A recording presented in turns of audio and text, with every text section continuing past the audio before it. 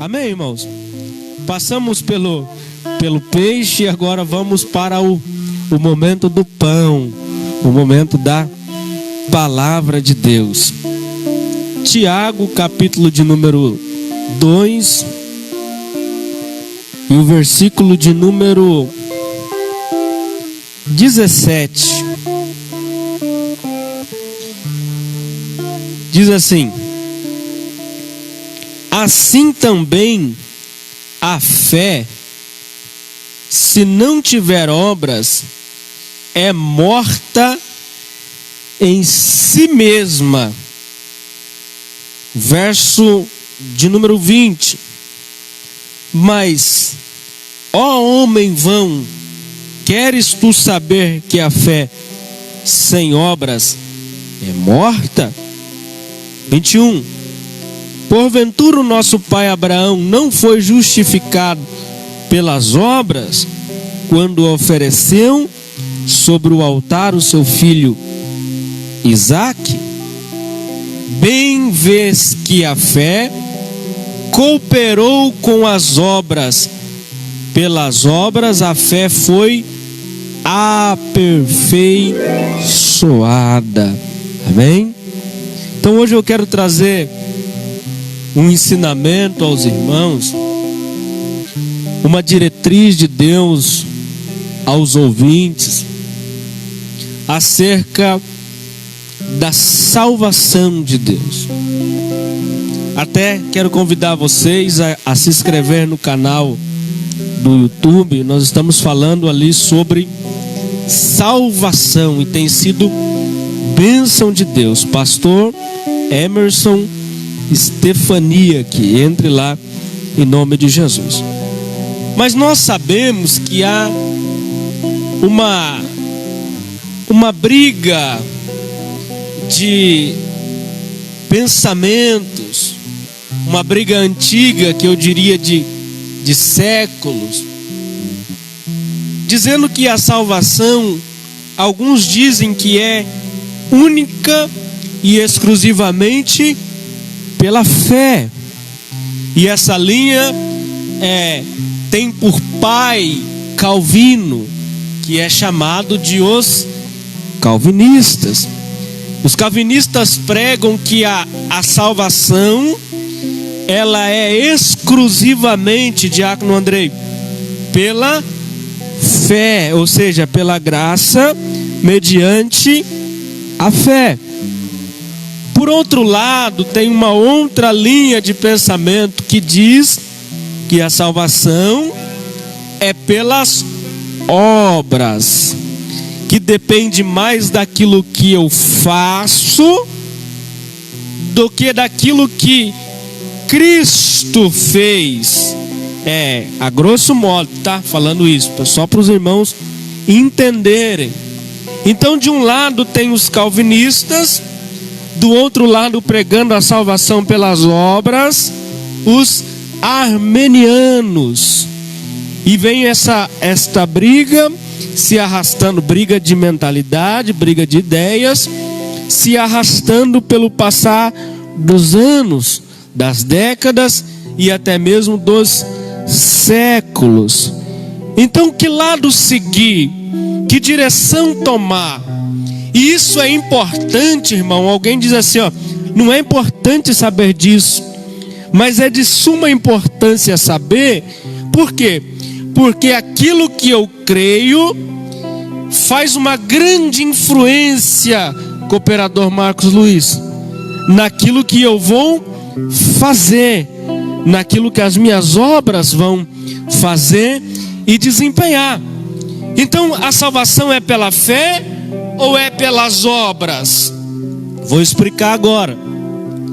No tempo de Calvino e no tempo de Armênio, eles tinham uma visão dualista das coisas. O que é uma visão dualista? Eles criam que o homem era dividido em duas partes. Era dividido em corpo e uma parte espiritual, que o espírito e a alma estavam atrelados, eram juntos. e o corpo estava, apesar de conter a parte espiritual, era um outro. E esta visão, então, quando você enxerga os textos nesta visão, a parte espiritual, que é espírito e alma, juntos ali, dá uma guerra de mentalidades. E um texto anula o outro. Porque Efésios diz assim: pela graça sois salvos, mediante a fé.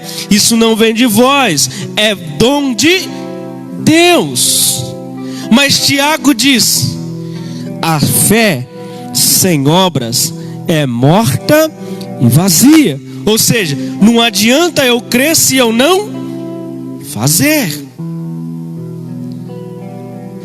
Esta era a ideia que parecia então colocar a Bíblia em contradição nos textos.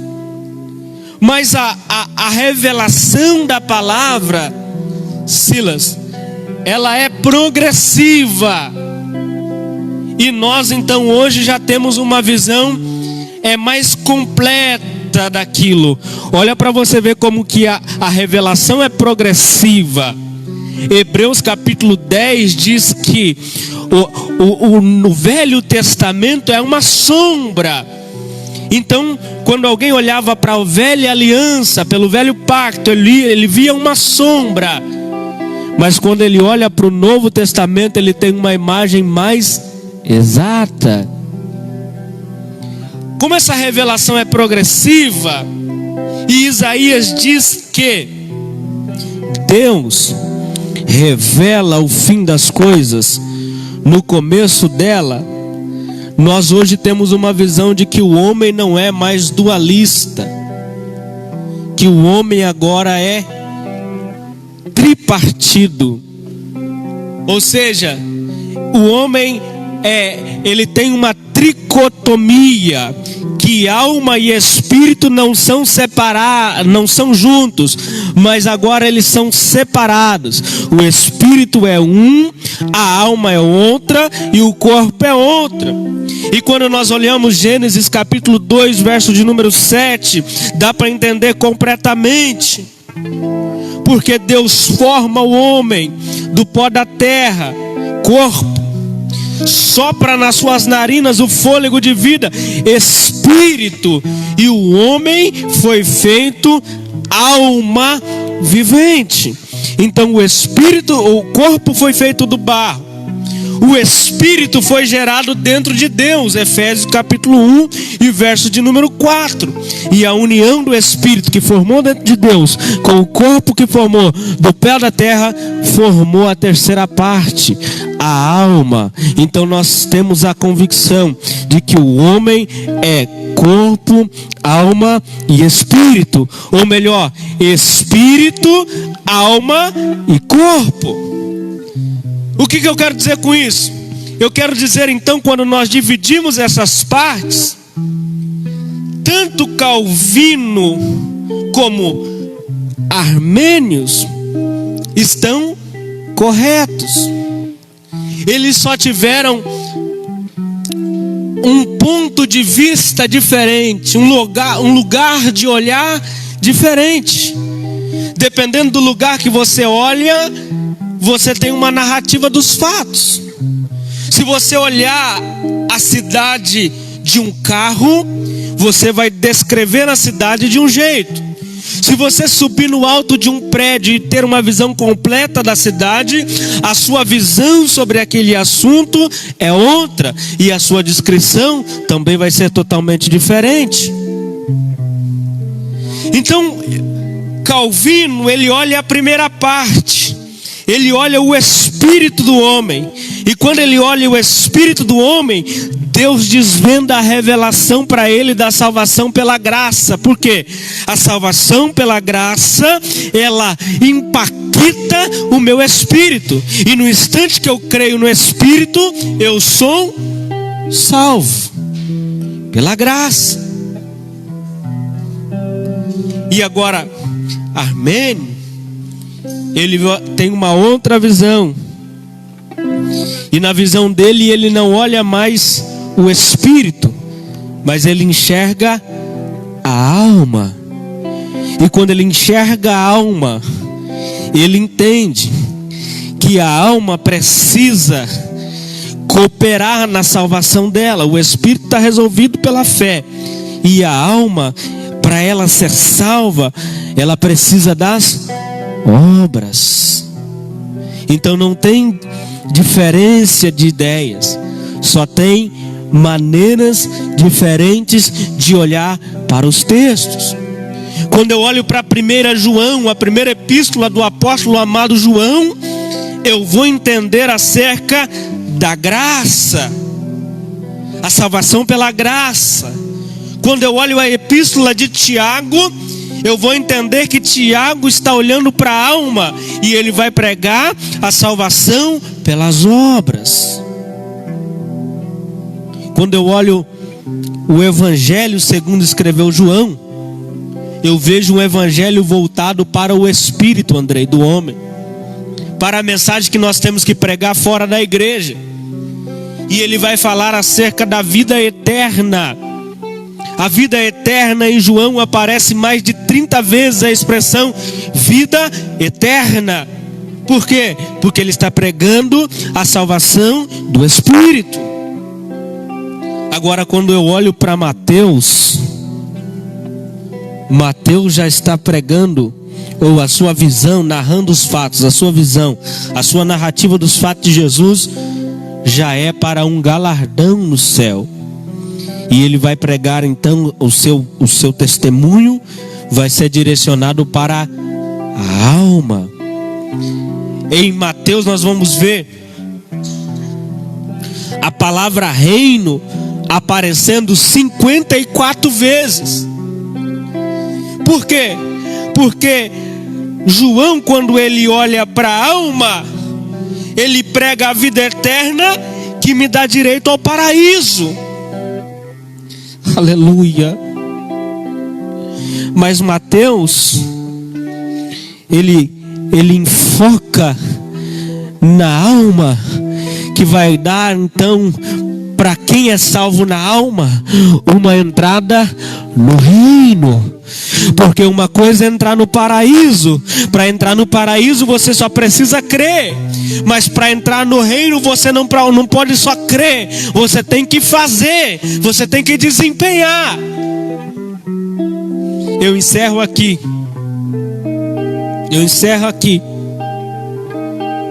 Falando de Lucas 23.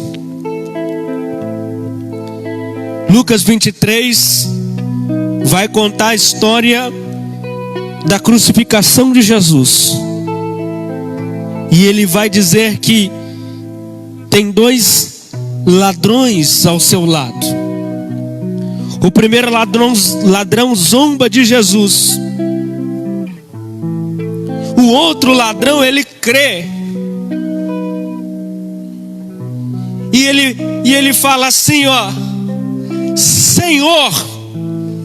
Creu com o coração. Quando fala Senhor, confessou com a boca. Romanos 10:10. Com o coração se crê, com a boca se confessa. Lembra-te de mim quando entrares no seu reino. Mas o reino não pode ser alcançado por ele, porque ele não deu tempo de fazer obras nenhuma. Não deu tempo de batizar. Não deu tempo de confessar pecar, de confessar, pedir perdão dos pecados para alguém. Não deu tempo de ir na igreja. Não deu tempo como Zaqueu de restituir 4 vezes mais quem ele havia roubado. Então Jesus não pode dar o reino para ele, apesar dele pedir. Por quê? Porque o reino precisa das obras. E Jesus fala para ele assim, ó: hoje mesmo estarás comigo, mas no paraíso. Porque o paraíso é para quem tem fé. Só fé. Mas o reino é para quem tem fé e tem obras. Importa muito mais aquilo que eu faço do que aquilo que eu creio, ou daquilo que eu digo que creio, porque aquilo que eu faço vai potencializar aquilo que eu digo que eu creio. As minhas obras vão aperfeiçoar a minha fé. Por isso eu quero convidar vocês, aleluia, a se voltar para Deus. Você que crê que Deus é o Senhor da sua vida, você que crê que Jesus veio a esta terra, morreu, ao terceiro dia ressuscitou, Deus está te chamando a fazer a obra. Deus está lhe chamando a fazer a vontade de Deus. Se você crê, você não pode permanecer na mesma vida, com as mesmas direções, com as mesmas piadas imorais, com as mesmas conversas erradas, com os mesmos atos, com as mesmas práticas. Revele a sua fé através das suas obras. Converter-se quer dizer mudar de direção. Tem uma placa de trânsito que diz assim, ó: conversão à direita, conversão à esquerda. Porque quando você se converte, vai convergir, você não pode andar na mesma direção mais, tem que tomar outro rumo. E Deus está hoje aqui mudando o caminho. Deus está com a sua palavra clareando um caminho novo para você, porque a palavra dele é lâmpada para os seus pés, é luz para o seu caminho. Ei, Deus quer mudar a direção da sua vida, Deus quer mudar a direção da sua história.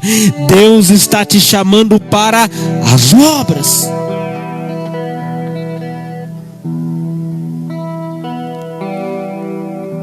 Dentre as obras, tem três importantes obras. Mas esses 3 pontos aqui eu vou deixar para uma próxima oportunidade. Porque eu aprendi que a gente tem que despedir o povo com o desejo de querer mais.